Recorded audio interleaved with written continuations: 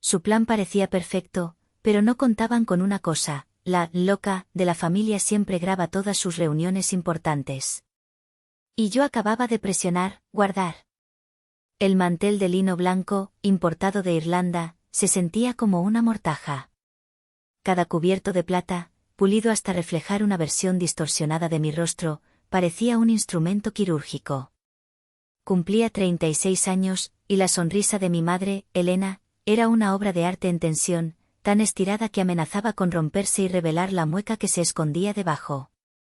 Estábamos en el comedor de su casa, una casa cuyas mensualidades yo pagaba en secreto. El mismo comedor donde, de niña, me habían enseñado con fervor que la familia era sagrada, un refugio incondicional. Esa noche, aprendería de la forma más brutal que los refugios también pueden ser diseñados como prisiones. Mi hermana, Maricela, la luz de los ojos de todos, levantó su copa de vino. Era un tinto caro, uno que yo había enviado como regalo. El líquido rojo se arremolinaba, denso y oscuro como sangre bajo la luz parpadeante del candelabro de cristal. Un brindis, dijo, su voz recubierta de una capa de dulzura tan espesa que resultaba venenosa. Por mi increíble hermana mayor, Leonor. Que este nuevo año te traiga paz. Hizo una pausa dramática, asegurándose de tener la atención de todos. Sé lo mucho que has estado luchando últimamente. Una bola de hielo se formó en mi estómago. La lucha a la que se refería era mi dedicación casi monástica a Analítica Spectra, la empresa que yo había tejido desde la nada con líneas de código en el silencio de mi apartamento, mientras ella gastaba los dividendos de mi insomnio en bolsos de marca y escapadas a Tulum que documentaba religiosamente para sus miles de seguidores, todos ellos comprados con mi dinero. Mi padre, Ramiro, asintió con una solemnidad que habría sido cómica si no fuera tan siniestra. Precisamente por esa lucha, hija, hemos invitado a alguien muy especial esta noche. Un viejo amigo de la familia, quiere ayudarte. Con un gesto de anfitrión, señaló al hombre sentado a su lado. Era un individuo de unos 50 años, con ojos acuosos de pez y una sonrisa profesional que no lograba calentar la frialdad de su mirada. Leonor, te presento al doctor Morales. El aire se solidificó en mis pulmones. Morales. El nombre resonó en mi memoria. Lo había buscado en Google hacía unas semanas, después de que Maricela lo mencionara, casualmente, en una llamada. Psiquiatra. Especialista en trastornos de ansiedad y manejo de crisis en ejecutivos de alto rendimiento. No era un amigo. Era un verdugo con título universitario. Con un movimiento lento y deliberado, que había practicado en mi mente para situaciones de alta presión, deslicé mi teléfono de mi regazo a la mesa, colocándolo junto a mi plato de pastel intacto. La pantalla quedó boca abajo, su superficie oscura reflejando las llamas de las velas. Nadie notó el discreto temblor de mi pulgar cuando activé la aplicación de grabación de voz. Mi corazón era un tambor de guerra contra mis costillas, pero mi rostro era una máscara de educada y serena confusión. Mientras Maricela comenzaba su discurso, un monólogo cuidadosamente ensayado sobre mi agotamiento y mis preocupantes excentricidades, una sola frase se repetía en mi mente, fría, nítida y clara como el filo de un bisturí: sigue hablando. Dámelo todo. La voz de Maricela se convirtió en un zumbido, el irritante ruido de fondo de la exposición privada que se inauguraba en mi mente. Bienvenidos al Museo del Desprecio, la colección permanente de la familia. La primera pieza de la galería era un recuerdo de mis 25 años, vívido y humillante. La alfombra persa gastada de la sala de mis padres se sentía áspera bajo mis rodillas. Les estaba suplicando. 50.000 pesos, les dije, mi voz apenas un susurro. Es para mi primer servidor dedicado. Es el corazón de mi proyecto. Les juro que se los devolveré con intereses. Mi padre ni siquiera bajó el periódico. Leonor, ya hablamos de esto. Es un pasatiempo caro. El dinero no crece en los árboles. Consigue un trabajo de verdad, en una oficina, como la gente normal. Su tono no era cruel, era peor, estaba lleno de una lástima condescendiente. 2 semanas después de esa conversación, lo escuché hablar por teléfono con el agente inmobiliario. Estaban refinanciando la hipoteca de la casa. No para mi servidor, el corazón de mi futuro, sino para la boda de Maricela. Un evento de $500,000, con una fuente de champán y un vestido importado de España, para un matrimonio que implosionó en menos de 2 años. Yo compré ese servidor con 3 tarjetas de crédito al límite, y pasé los siguientes 6 meses cenando sopa instantánea y café. La noche de la boda de Maricela, mientras ella bailaba bajo una lluvia de pétalos, yo estaba en mi pequeño apartamento, corrigiendo una línea de código que se negaba a compilar. Mientras Maricela ahora describía ante el doctor Morales mi supuesto aislamiento social, mi mente saltó a la siguiente vitrina del museo, una escena de mis 30 años. Acababa de pasar 3 semanas sin apenas dormir, perfeccionando un algoritmo de análisis predictivo de mercado. Era elegante, potente, una obra de arte matemática. Maricela entró a mi oficina en casa sin llamar, como siempre. Vio los gráficos y las proyecciones en mi monitor de 30 pulgadas. ¿Qué es esta maravilla?, preguntó, señalando la pantalla. Antes de que pudiera explicarle, ya había conectado una memoria USB a mi torre. Me lo llevo. Tengo una junta importante con esos inversores de Monterrey. No fue una pregunta. Fue una orden. Al día siguiente, el socio principal de la firma de inversores me llamó. Leonor, felicidades. Tu hermana nos dejó boquiabiertos. Su estrategia es brillante. Nunca habíamos visto un enfoque así. Mi sangre se heló. Esa noche, la confronté en la cocina. ¿Cómo pudiste? Ella estaba abriendo una botella de vino, el mismo que ahora bebía en mi intervención. Se encogió de hombros, una obra maestra de indiferencia. Ay, hermanita, no seas tan dramática. Somos un equipo, ¿no? Tú eres el cerebro, yo soy la cara bonita. Nos complementamos. En ese momento entendí que para ella, equipo, significaba que yo remaba y ella se sentaba en la proa, saludando a la multitud. La pieza más reciente de la colección, la que aún olía a pintura fresca, era de hacía apenas unos meses. Mi madre, Elena, me llamó. Su voz era un susurro urgente, como si me estuviera confiando un secreto de estado. Oye, mija, Maricela necesita un coche nuevo. El suyo ya tiene 2 años, ¿te imaginas qué vergüenza? No da la imagen correcta para la empresa. Le expliqué, con la paciencia de un santo, que un coche de lujo nuevo no era una prioridad presupuestaria, que estábamos en medio de una importante inversión en infraestructura de datos. El silencio al otro lado de la línea fue largo y pesado.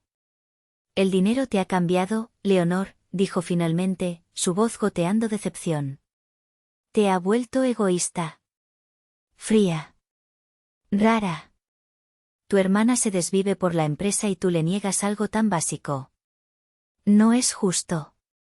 Ahora, escuchando a mi familia construir metódicamente el caso de mi locura frente a un extraño, todas las piezas encajaron.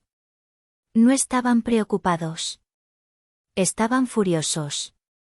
Furiosos porque la fuente de su estilo de vida, su cajero automático personal, se había atrevido a tener voluntad propia.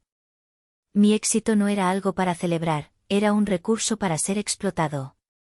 Y mi negativa a ser explotada sin límites era, en su retorcida lógica, la prueba definitiva de mi inestabilidad.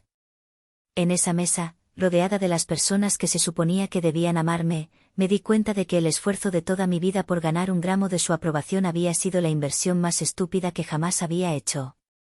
Y como cualquier buena empresaria, sabía que era hora de cortar las pérdidas. Para el mundo exterior, e incluso para los empleados de nivel medio de mi propia empresa, la estructura de Analítica Spectra parecía simple. Yo era la fundadora, la CEO silenciosa y algo excéntrica que rara vez salía de su laboratorio de datos. Maricela era la directora creativa y de relaciones públicas, la cara pública, la embajadora de la marca. Ella era la que aparecía en las portadas de las revistas de negocios locales, hablando de nuestra visión y nuestra cultura de innovación. Pero la realidad, la arquitectura legal y financiera que yo había construido con la precisión de un programador paranoico, era una fortaleza. Analítica Spectra era una sociedad anónima promotora de inversión, y el 100% de las acciones me pertenecían. No había socios. No había inversores externos. Cada ladrillo, cada línea de código, cada contrato millonario era mío y solo mío. Maricela no era una directora. Legalmente, era una empleada con un contrato laboral estándar, aunque con un sueldo y un paquete de beneficios absurdamente generosos. Su título, directora, era una fachada que yo misma diseñé. No le daba poder de decisión sobre las finanzas, ni sobre la estrategia, ni sobre el personal clave. Su única función era ser un pararrayos carismático, una distracción hermosa que mantenía al mundo entretenido mientras yo hacía el trabajo de verdad en las sombras. Esta estructura no nació de la generosidad, sino de una dolorosa lección aprendida. Al principio de mi carrera, tuve un socio que me robó mi primer gran proyecto. Me enseñó que el talento sin protección es una invitación al desastre. Y después del incidente del análisis de mercado, apliqué esa lección a mi propia hermana. Le construí una jaula de oro. Un puesto prestigioso, un sueldo de ensueño, un coche de empresa, todo a cambio de una cosa, que se mantuviera lejos del núcleo de mi imperio. Fue entonces, después de esa traición, cuando mi teléfono se convirtió en mi aliado más fiel. Empecé a grabar todas mis reuniones, una práctica que al principio se sentía extraña pero que pronto se volvió indispensable. En mi mundo, una coma mal puesta en un contrato o un dato mal interpretado podían costar millones. Necesitaba precisión absoluta. Y pronto descubrí que esa misma precisión era necesaria en mi vida personal. Las conversaciones con mi familia eran un campo de minas de promesas vagas, exageraciones y culpas implícitas. La grabación era mi ancla a la realidad objetiva. No era paranoia. Era mi forma de recolectar datos. Y esa noche, estaban proporcionándome el conjunto de datos más incriminatorio de mi vida. No se daban cuenta de que no estaban hablando con la hija frágil o la hermana rara. Estaban confesando su conspiración a mi notario digital, a mi testigo incorruptible. El pastel de 3 leches, que mi madre había comprado en mi pastelería favorita, seguía intacto, su dulzura lechosa ahora un símbolo de la amarga ironía de la noche. El doctor Morales, habiendo recibido la señal de mi padre, carraspeó y adoptó un aire de profesionalismo compasivo que me revolvió el estómago. Leonor, comenzó, juntando las yemas de sus dedos en un gesto que seguramente había practicado frente al espejo. Tu familia me ha expresado una profunda preocupación. Describen un patrón de comportamiento que, aunque comprensible dado el estrés de tu posición, podría indicar un agotamiento severo, un burnout, que roza lo patológico. Mantuve mi rostro inexpresivo, mis manos quietas sobre mi regazo. Por dentro, mi mente analítica estaba a toda marcha, etiquetando sus tácticas. Inicio con validación y terminología pseudo-profesional para establecer autoridad. Clásico. ¿Podrías describirme un día típico para ti? Continuó. Me levanto a las 6, medito 10 minutos, reviso los mercados asiáticos, voy a la oficina, trabajo, voy a casa, leo y duermo, respondí, mi voz monótona. Maricela soltó una risita. ¿Ves, doctor? Ni siquiera mencionó comer. Se lo tenemos que recordar. Y lo de trabajar, no es trabajar. Es una obsesión. El otro día fui a su oficina a las 10 de la noche y ahí estaba, a oscuras, solo con el brillo de sus monitores, hablando sola. Exageración y descontextualización, anoté mentalmente. Estaba ensayando una presentación para un cliente de Tokio en su zona horaria. En voz alta, para practicar mi fluidez, aclaré, mi voz todavía tranquila. Una presentación, claro, dijo mi padre, intercambiando una mirada significativa con el doctor. También nos preocupa tu paranoia, hija. El otro día, Maricela quiso darte una sorpresa y llevarte el almuerzo, y los guardias de seguridad de tu edificio casi la arrestan. Tuvo que pasar por 3 filtros de seguridad. ¿De quién te escondes, Leonor? Protejo la propiedad intelectual de la empresa, papá. Valuada en 900 millones de pesos. La seguridad no es paranoia, es responsabilidad. El doctor Morales sonrió, una sonrisa delgada y sin alegría. Pero ves, Leonor, aquí está el problema. Lo que para ti es responsabilidad, para el mundo exterior, para tu familia que te quiere, parece un miedo irracional. Un distanciamiento de la realidad. ¿No te sientes sola, aislada en esa fortaleza de datos? Cada palabra era una sonda, buscando una debilidad, una admisión de fragilidad que pudieran explotar. Me bombardearon con anécdotas, cada una verdad a medias retorcida hasta convertirse en un síntoma. Mi necesidad de silencio era misantropía. Mi enfoque era disociación. Mi independencia era una patología. Eran como una manada de lobos, rodeándome, buscando el punto exacto para clavar los dientes. Y entonces, llegó el momento que habían estado esperando. Ramiro se levantó, su movimiento lento y deliberado, y caminó hacia el antiguo aparador de caoba. Regresó con una carpeta de cuero, gruesa y de aspecto oficial.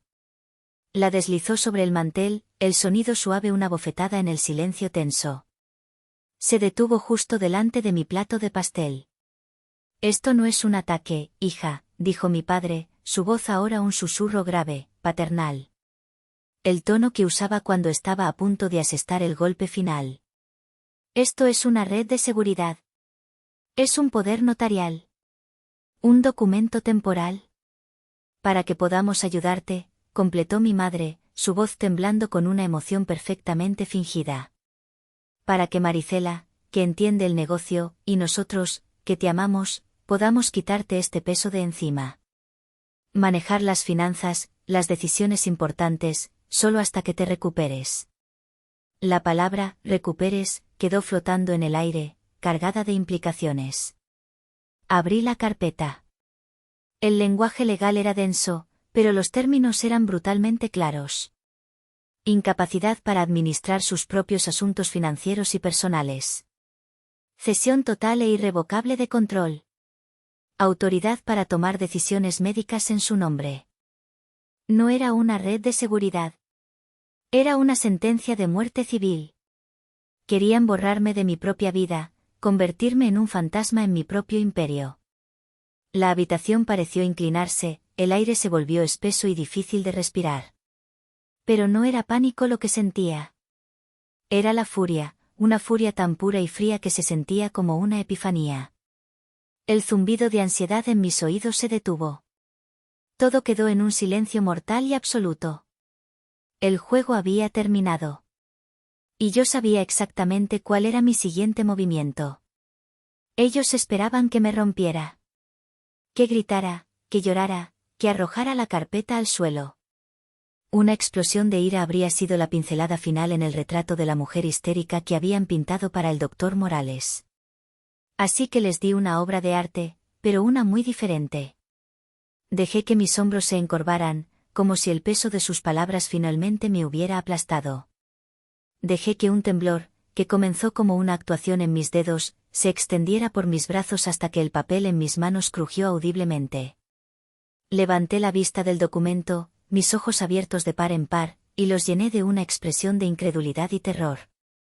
La máscara de serenidad que había mantenido durante toda la noche no se cayó, la hice añicos deliberadamente, en una demolición controlada. ¿Qué es esto?, susurré, mi voz un hilo tembloroso y agrietado. Dirigí mi mirada suplicante a mi madre, el ancla emocional de mi infancia. ¿Mamá? Su rostro era una escultura de mármol de determinación fría. Nada. Me volví hacia mi padre, el hombre que me había enseñado a andar en bicicleta. ¿Papá? Vi la avaricia brillar brevemente en sus ojos antes de que la ocultara bajo una capa de falsa preocupación. Finalmente, miré a Maricela. En su sonrisa, apenas reprimida pero inconfundible, vi el triunfo puro y sin adulterar de la depredadora que finalmente había acorralado a su presa. Es por tu bien, hermanita, repitió, su voz un arrullo sedoso y letal. Fue entonces cuando comencé a hiperventilar, respiraciones cortas y superficiales que eran una imitación perfecta de un ataque de pánico.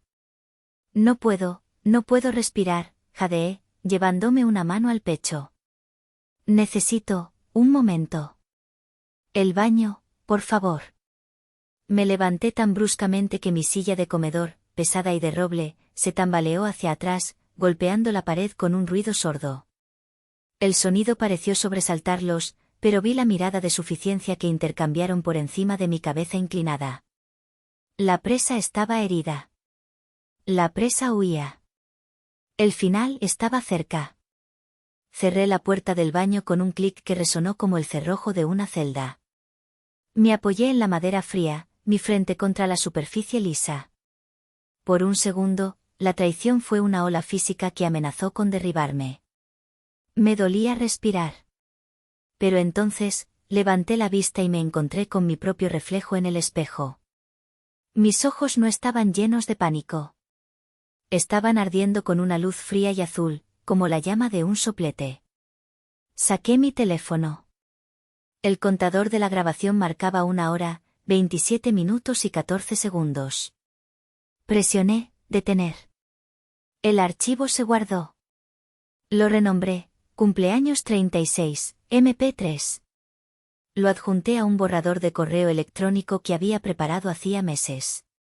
El destinatario, licenciado Sofía Navarro. Asunto, Plan B. En el cuerpo del mensaje, añadí una sola línea, grabación adjunta. Tenemos luz verde. Procede. Presioné, enviar. Después, abrí mi bolso y saqué el objeto que siempre me acompañaba en estas visitas, un libro viejo, estructuras de datos en C++. La portada estaba gastada, las esquinas suavizadas por años de uso. Mi tío Bosco me lo había regalado en mi 15º cumpleaños. Recuerdo sus palabras, su voz grave y amable en medio del caos de mi hogar adolescente. Tu mente es un jardín, mija.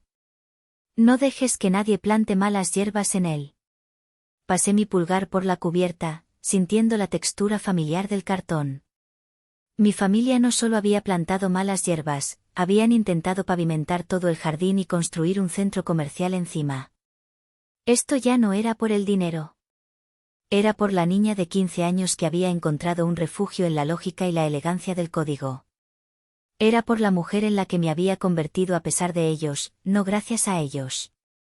Me lavé la cara, el agua fría una bendición sobre mi piel caliente. Me pellizqué las mejillas para forzar un rubor de angustia. Cuando salí del baño, mi actuación fue impecable. Era la viva imagen de una mujer rota, derrotada, lista para firmar su rendición incondicional. La mañana siguiente, la casa de mis padres respiraba un aire de victoria silenciosa. Yo había mantenido mi teléfono apagado, negándoles la satisfacción de escuchar mi voz suplicante o rota. Me quedé en mi antiguo dormitorio, el que aún tenía el papel tapiz de flores que yo odiaba, y observé el desarrollo de su triunfo desde la ventana, como un general en una colina observando al ejército enemigo celebrar prematuramente. En el jardín bañado por el sol de la mañana, mi padre, Ramiro, leía la sección de finanzas del periódico, pero no con su habitual ceño de concentración, sino con una sonrisa relajada, casi arrogante. Se estiraba en su silla de mimbre como un rey en su trono recién adquirido. Ya no era el jubilado que vivía de sus ahorros, era el patriarca a punto de tomar las riendas de un imperio multimillonario. Lo vi hacer una llamada, y por su gesticulación animada, supe que estaba hablando con su amigo del club de golf, probablemente presumiendo de la difícil pero necesaria decisión familiar que habían tomado. Mi madre, Elena, estaba en su rosal, su orgullo y alegría. Pero no lo cuidaba con su delicadeza habitual. Sus movimientos eran bruscos, casi violentos, cortando las flores marchitas con chasquidos secos y definitivos. Era una purga. Estaba eliminando lo viejo, lo imperfecto, para dar paso a lo nuevo. Una metáfora perfecta de lo que creían que estaban haciendo conmigo. Y luego estaba Maricela. Reclinada en una tumbona junto a la pequeña piscina, con gafas de sol de diseñador y un teléfono pegado a la oreja. Su risa era fuerte y clara, llegando hasta mi ventana. La vi describir círculos en el aire con su mano libre. Estaba planeando un viaje, un coche nuevo, una expansión de su marca personal. Estaba gastando mi dinero en su cabeza, redecorando mi empresa, mi vida, como si ya fuera suya. Habían acordado darme la mañana para procesarlo. No hay que presionarla, le había oído decir a mi madre a mi padre a través de la puerta. Se derrumbará sola. Estará rogando que la ayudemos para la hora del almuerzo. Su generosidad era la parte más cruel de su estrategia. Querían que me cocinara a fuego lento en mi propia desesperación, para que mi rendición fuera completa, para poder decirse a sí mismos que me habían salvado. No sabían que la única que se estaba cocinando a fuego lento era su propia vida perfecta. No sabían que el plan B no era una simple amenaza, sino un protocolo de tierra arrasada que mi abogada, la implacable Sofía Navarro, había pasado meses perfeccionando. Cada documento estaba notariado, cada notificación estaba redactada, cada movimiento estaba coreografiado. A las 8:45 de la mañana, vi un coche sedán negro, discreto, estacionarse al final de la calle. Un joven con un traje impecable salió, llevando un maletín de cuero. No se acercó a la casa. Simplemente se quedó junto al coche, esperando. Era el mensajero de Sofía. A las 9 de la mañana en punto, el timbre de la puerta sonó. Un dindón melódico que cortó el aire de la mañana como el preludio de una ejecución. Vi a mi madre caminar hacia la puerta, secándose las manos en su delantal, una expresión de fastidio en su rostro. Probablemente pensó que era el jardinero. No era el jardinero. Era el joven del traje. Y en su mano no llevaba herramientas de jardinería, sino 3 sobres de Manila, gruesos y pesados. Cada sobre era una bomba. Y el temporizador acababa de llegar a 0. Observé la escena desde la seguridad de mi ventana, una diosa silenciosa presenciando el cataclismo que ella misma había desatado. Mi madre tomó los sobres con una mezcla de curiosidad y desdén. Vi cómo leía los nombres impresos en una tipografía nítida y oficial: Ramiro, Elena, Maricela. Llamó a mi padre y a mi hermana. Se congregaron en el vestíbulo, un triunvirato de poder a punto de ser disuelto. Sus rostros mostraban una leve irritación, como si aquella interrupción fuera una molestia trivial en su mañana de gloria. Cada uno tomó el sobre con su nombre. El silencio que siguió fue más elocuente que cualquier grito. Mi padre fue el primero en abrir el suyo. Vi sus hombros, siempre tan rectos y orgullosos, desplomarse como si le hubieran quitado el esqueleto. Su rostro, que minutos antes sonreía con arrogancia, adquirió una palidez cerosa. El sobre de Ramiro contenía una notificación legal formal. Le informaba que el fideicomiso que financiaba su existencia entera, la membresía del club, los viajes a Europa, el vino caro, quedaba congelado con efecto inmediato.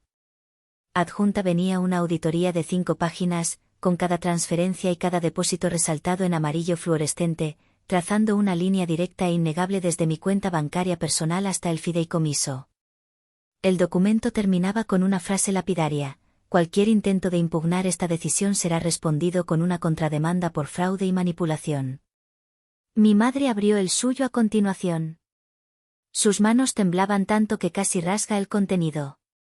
Era una copia de la misma notificación, pero con un anexo personal y devastador, una orden de restricción temporal, solicitada por mí ante un juez esa misma mañana, citando: coerción, acoso y la creación intencional de angustia emocional severa. Le prohibía acercarse a menos de 200 metros de mi persona, mi hogar o mi lugar de trabajo. Le prohibía contactarme por cualquier medio. La matriarca, la controladora, la que siempre tenía la última palabra, acababa de ser legalmente amordazada. Vi su mano volar a su boca, sus ojos desorbitados por la incredulidad. Pero la verdadera implosión, la supernova de la mañana, fue la de Maricela.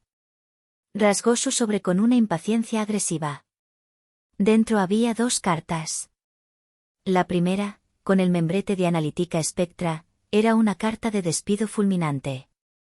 Las causas: incumplimiento grave de las cláusulas de confidencialidad y lealtad, conducta perjudicial para la reputación de la empresa y conspiración para socavar a la dirección ejecutiva. Se le exigía la devolución del coche de empresa, el ordenador portátil, el teléfono y todas las tarjetas de crédito corporativas antes de las 5 de la tarde, o se enfrentaría a cargos por robo. La segunda carta era de la licenciada Navarro. un cese y desistimiento legal que le prohibía usar el nombre de Analytica Spectra, su imagen o cualquier afiliación pasada con la empresa en cualquier plataforma pública o privada.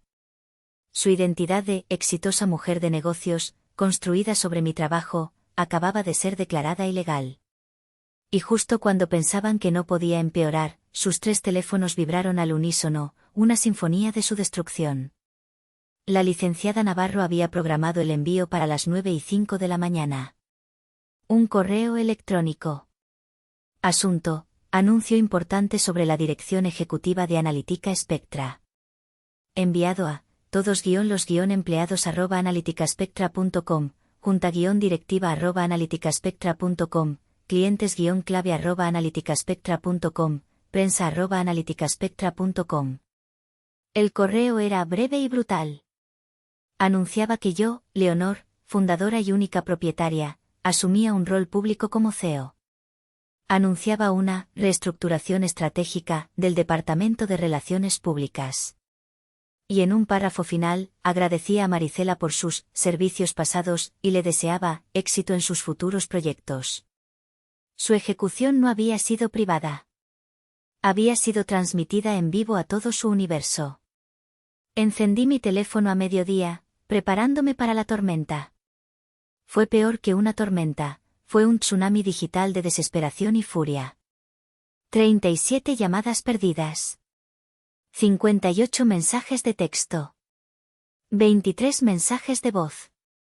Decidí, con una especie de curiosidad clínica y morbosa, escuchar algunos. El primero era de Marisela. No eran palabras, era ruido. Un torrente de sollozos agudos e insultos incoherentes. Bruja. Arruinaste mi vida.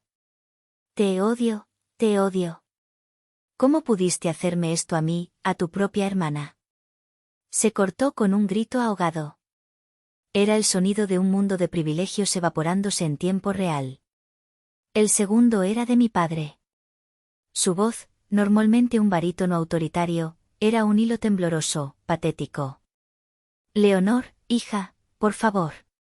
Tenemos que hablar. Esto es un terrible, terrible malentendido. El doctor Morales, fue idea de tu madre. Ella estaba preocupada. Levanta el teléfono, por el amor de Dios. La gente está llamando. ¿Qué se supone que les diga? La cobardía en su voz era casi más ofensiva que su agresión la noche anterior. El tercero era de mi madre. No había lágrimas. Solo veneno puro, concentrado. Nunca te perdonaré por esto. Humillarnos así. Después de todo lo que hemos hecho por ti.